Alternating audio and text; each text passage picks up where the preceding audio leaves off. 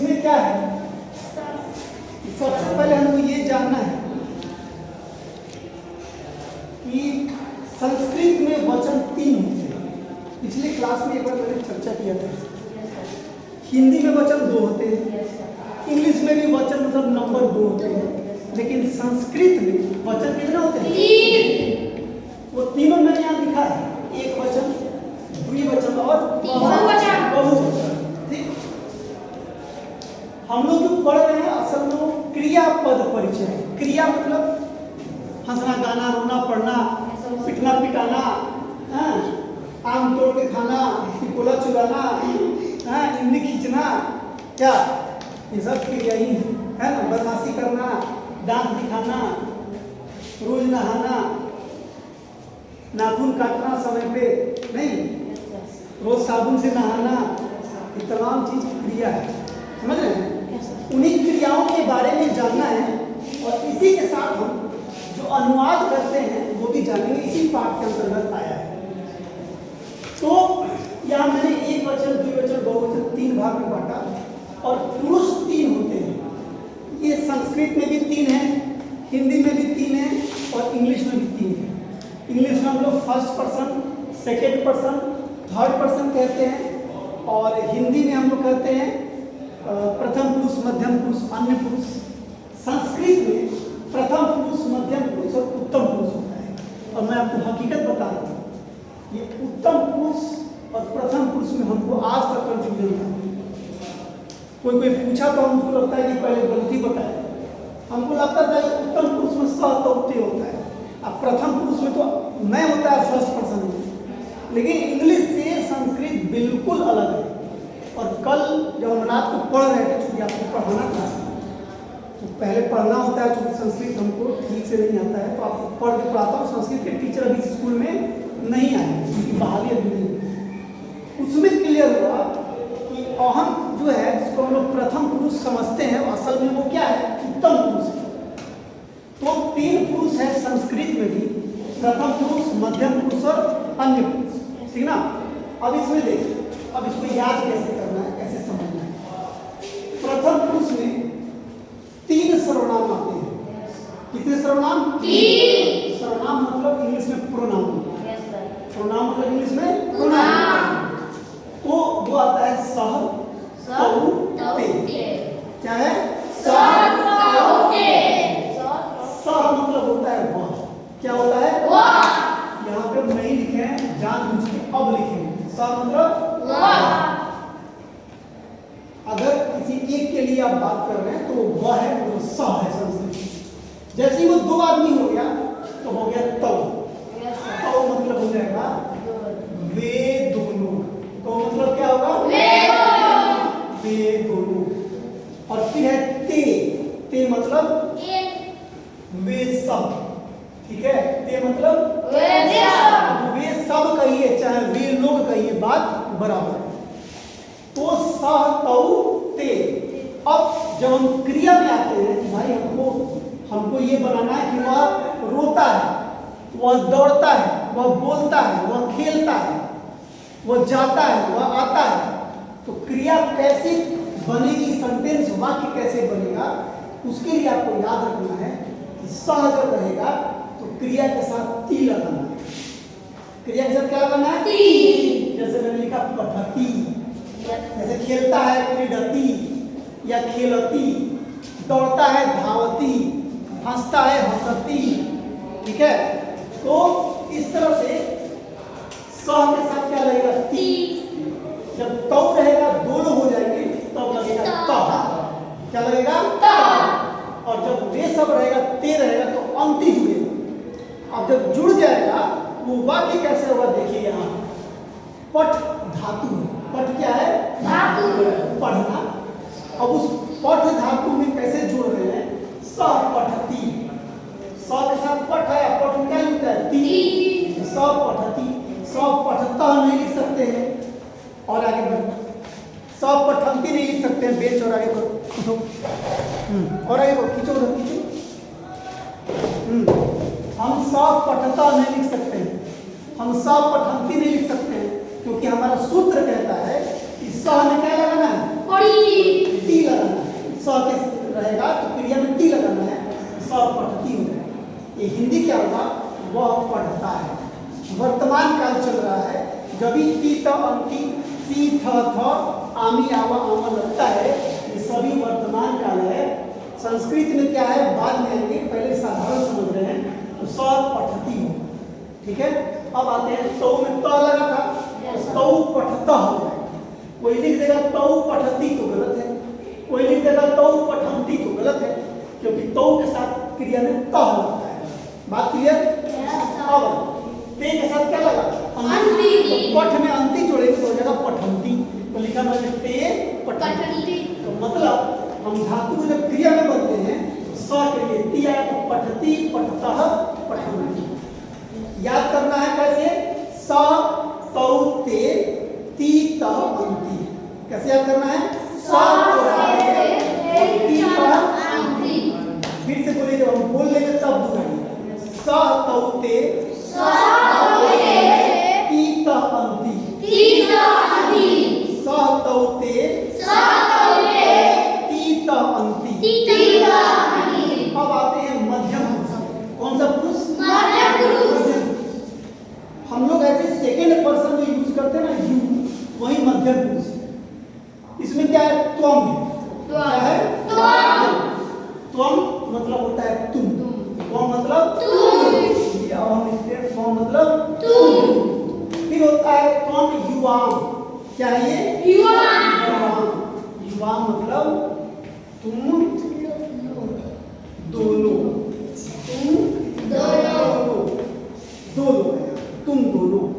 उसके बाद त्वम युवाम के बाद निकलो इसमें, पीछे जाओ, निकलो पीछे, निकलो, तुम निकलो पीछे, पीछे जाओ, बैठो। तो युवा मतलब तुम दोनों, युवा मतलब तुम दोनों, ठीक है ना। और युया मतलब होता है तुम सब, तुम सब कहिए या तुम लोग कहिए, बात बराबर। तो ये क्या हुआ, त्वम युवाम यूयम। पढ़िए, त्वम युवाम। फिर से दोहराइए, हम जब बोल देंगे तब त्वम युवाम यूयम। इसको ठीक से पढ़ना है, यूयम यूयम यूयम यूयम युवाम युवाम। अब देखिए, त्वम रहने पर क्रिया में सी लगता है। क्या लगता है, सी। युवाम रहने पर क्रिया में थ लगता है, और यूयम रहने पर क्रिया में थ। ठीक है, हम कहेंगे बोलने के लिए तब बोलना है, ठीक है। जब कहेंगे तो त्वम के साथ सी लगा, युवाम के साथ थ लगा, और यूयम के साथ थ लगा, केवल थ, विसर्ग इसमें नहीं है। तो याद कैसे करेंगे, त्वम युवाम यूयम सी थ थ। ऊपर वाला याद कीजिए, स तौ ते ती त अंति। मध्यम पुरुष में आए, याद किया त्वम युवाम यूयम सी थ थ। अब जैसे आप क्रिया नाम को बदलना है, इसको वाक्य बनाना है, तो त्वम पठ तो रहेगा ही, पढ़ना है तो, और त्वम के साथ सी लगेगा तो वाक्य बना त्वम पठसी। क्या बना, त्वम पठसी। जब हम आए युवाम में तो युवाम पठथ। पठ में क्या दिया, थ। फिर हम यूयम में आए तुम सब में तो यूयम पठथ। थ नहीं रहा, थ। मतलब हुआ त्वम पठसी, तुम पढ़ते हो। त्वम पठसी मतलब तुम पढ़ते हो। युवाम पठतः, तुम दोनों पढ़ते हो। क्या करते हो, तुम दोनों पढ़ते हो। और यूयम पठथ, तुम लोग पढ़ते हो, चाहे तुम सब पढ़ते हो। ठीक है, बनेगा। अब अगर पठ नहीं रहता, अगर रहता हंस, हंस मतलब हंसना, तो हो जाता त्वम हंससी, युवाम हंसथः और यूयम हंसथः। मान लीजिए खेलना रहता क्रीड, तो होता त्वम क्रीडसी, युवाम क्रीडथः और यूयम क्रीडथः। ऊपर आते अगर रहता वह खेलता है, सह क्रीडति, वे दोनों खेलते हैं, तौ क्रीडतः, वे सब खेलते हैं, ते क्रीडन्ति। ये सब बनवाएंगे आप लोगों से, और नहीं बना तो समझिएगा भूत झाड़ेंगे, भूत पकड़ता है ना, तो झाड़ेंगे, समझिए। उसके बाद जब हम प्रथम पुरुष में आज से आ रहे हैं, मध्यम पुरुष में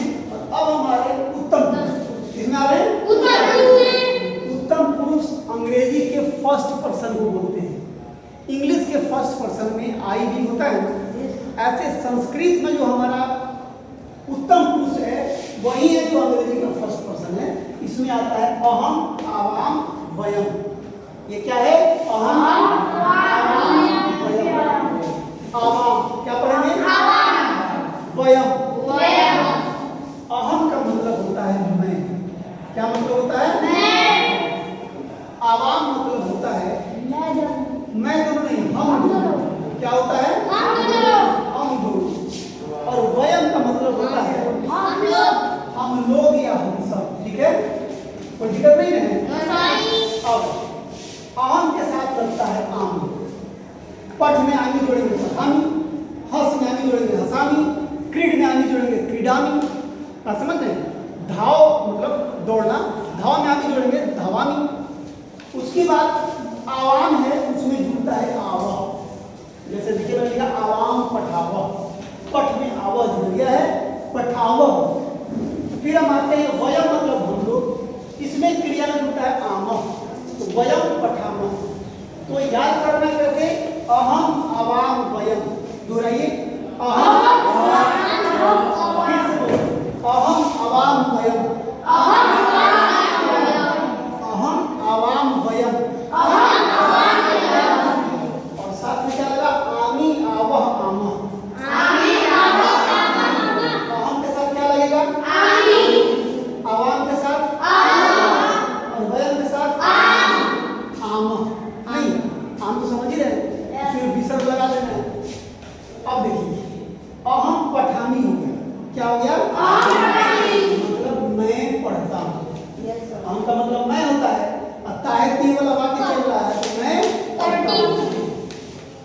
मैं पढ़ती हूँ कल। उसके बाद आवाम पठावा, हम दोनों पढ़ते हैं। हम दोनों पढ़ते हैं।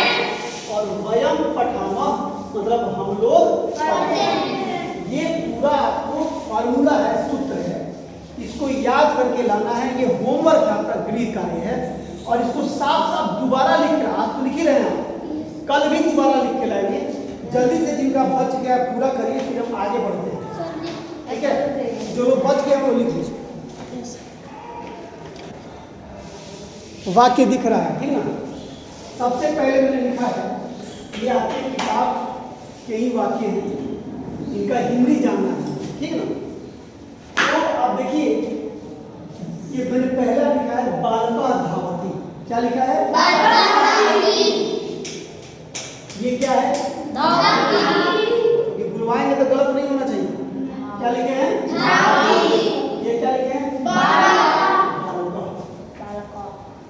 बालका का मतलब हुआ एक लड़का। बालका का मतलब एक लड़का। तो बालका धावती का अर्थ हुआ एक लड़का दौड़ता है। और एक लड़का अगर नहीं बोलेगा तो सीधे बोलिएगा लड़का दौड़ता है। क्या बोलेगा? लड़का दौड़ता है। ठीक ना? मैं लिखूंगा भी। उसको अगर लिखा हुआ बालकौ धावता। क्या लिखा है? बालकौ। बालकौ का मतलब होता है दो लड़के। क्या मतलब होता है? दो लड़के। ये क्या लिखा हुआ है? बालकौ। क्या लिखा है? क्या लिखा है? ये धावता। क्या लिखा है? जैसे हम लोग स के साथ ती लगाएंगे, अभी फार्मूला पढ़े, स के साथ ती और तो के साथ त। ऐसे ही बालकों के साथ धावता। बालकों धावता मतलब दो लड़के दौड़ते हैं। फिर मैंने लिखा बालका धावंती। क्या लिखा है? बालका धावंती। बालका धावंती है। क्या है? धावंती। क्या है? धावंती। धावंती क्या है? धावंती। ये क्या है? बालका। बालका मतलब सभी लड़के दौड़ते हैं। क्या मतलब हुआ? सभी लड़के दौड़ते हैं। इसे बेन से आवाज नहीं आनी चाहिए, अंतिम वर्ड में।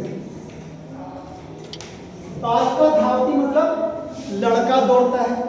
ठीक है, लड़का मतलब एक लड़का। बालको धावता मतलब दो लड़के दौड़ते हैं। और बालका धावती मतलब हुआ सभी लड़के दौड़ते हैं। कोई दिक्कत नहीं? पूछेंगे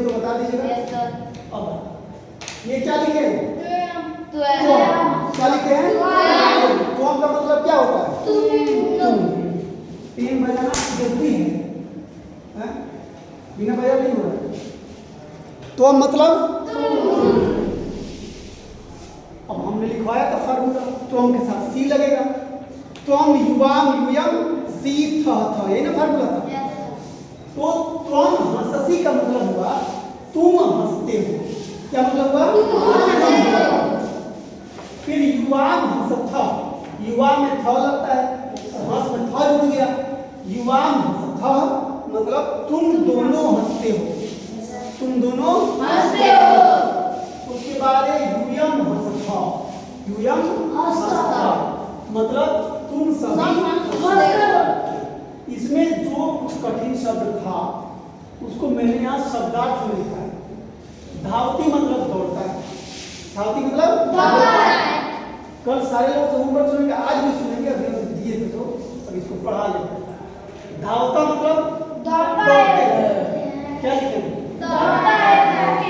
ये क्या लिखेंगे? दौड़ते हैं। दो लोग रहेंगे तो धावता लगता है, दो के लिए यूज हुआ, दौड़ते हैं बोले में। धावंती मतलब भी दौड़ते हैं, ये प्रयोग हुआ दो से अधिक है, ठीक ना। तो मतलब तुम, युवा मतलब तुम, और युया मतलब तुम। अब आप क्या करेंगे कि नंबर 1 2 3 4 करके 6 वाक्य आपकी किताब में लिखा है, 6 का हिंदी आप लिखेंगे, केवल हिंदी लिखेगा। मैं लिख रहा हूँ, लिखिए जल्दी यहाँ से लिखिए। लड़का दौड़ता है, लड़का दौड़ता है, तेजी में साफ साफ लिखना है। उसके बाद इसका हो जाएगा 2 लड़के दौड़ते हैं, दौड़ते हैं। फिर हो जाएगा सभी लड़के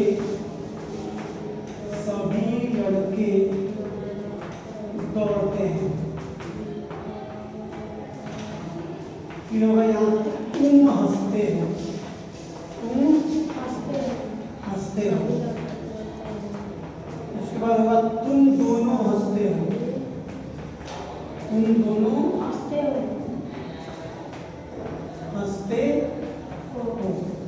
उसके बाद तुम सब हंसते हो। इतना तो साफ साफ लिख लीजिए, फिर आगे बढ़ेंगे। सब तेजी में लिखिए, नंबर देखिए, केवल संस्कृत में लिखना, केवल हिंदी लिखना है।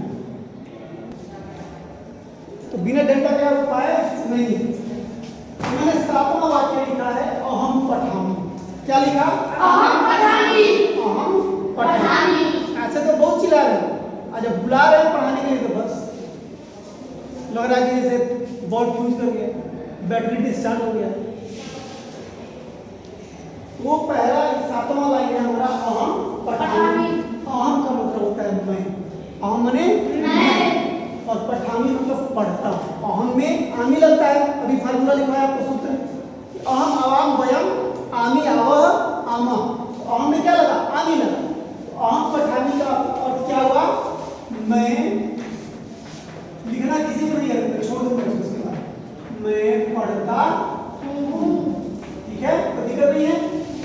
अब आवाम पठावा, आवाम मतलब हम दोनों, आवाम मतलब हम दोनों। तुम लोग पढ़ रहे हो क्या? आवाम आवाम आवाम, क्या लिखे? आवाम। आवाम वो आकर वाह है। आवाम पठावा मतलब हम दोनों पढ़ते हैं। लिखेंगे यहाँ पे हम दोनों पढ़ते हैं। उसके बाद है वयम पठामा, अहम के बाद आवाम, आवाम के बाद वयम, वयम मतलब हम लोग या हम सब नहीं, वयम में आमा जुड़ता है। वयम पठामा मतलब हो गया हम लोग क्या करते हैं? नाचते हैं, पढ़ते हैं, हम लोग पढ़ते हैं, ठीक है। अब नीचे आइए 10 नंबर में बालिका लिखती, बालिका लिखती। पढ़ रहे हो बालक, बालिका है तो बालक पढ़ता है। कचुम्बर निकालें तो भाव क्या लिखे हैं? बालिका। देख रहे हैं लॉ में हर्ष इकार दिए हुए हैं, तो बालिका, ये बालक कैसे पढ़ा जाएगा? क्या लिखे हैं? बालिका। देखो लिख रहे हो, कौन सी लिख रही है? गान बालिका मतलब लड़की पढ़ती है। लड़की मतलब कितनी लड़की? एक लड़की। फिर बालिके धावता, बालिके मतलब दो लड़कियां, और धावता मतलब दौड़ती हैं। तो लिखेंगे दो लड़कियां दौड़ती हैं। ठीक है। उसके बाद क्या है? बालिका पठंती। बालिका मतलब बहुत सारी लड़कियां, मतलब लड़कियां पठंती मतलब पढ़ती हैं। नहीं तो लिखेंगे लड़कियां गाती हैं कि पढ़ती हैं? पढ़ती हैं। उसके बाद आइए 13 नंबर, पुष्पम अस्ति। पुष्पम मतलब फूल, और कितना फूल?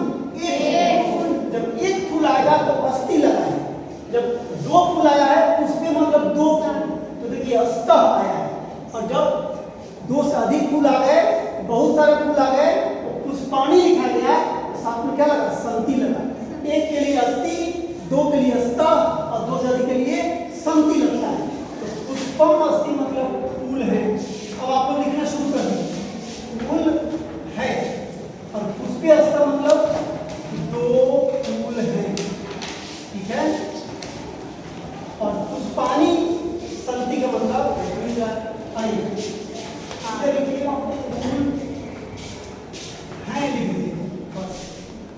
उसके बाद मोहन विद्यालय गच्छति, मतलब मोहन विद्यालय जाता है।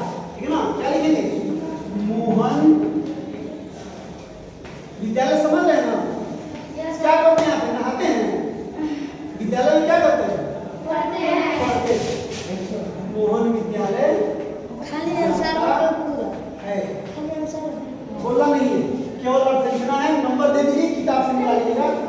बालिके अत्र अवस्था, अत्र मतलब क्या? यहाँ। बालिके मतलब लड़कियां, तो लड़कियां यहाँ आती हैं। इन सब का जो है और आपको याद करके लाना है, लिख के भी लाना है। कल सबको कॉपी चेक कराना है, और जो नहीं लिख के लाएंगे, नहीं याद करेंगे, सबका बाल जो है काट काट देंगे कैंची से। कैंची हम लेके ही आएंगे कल, समझिएगा अपना आप।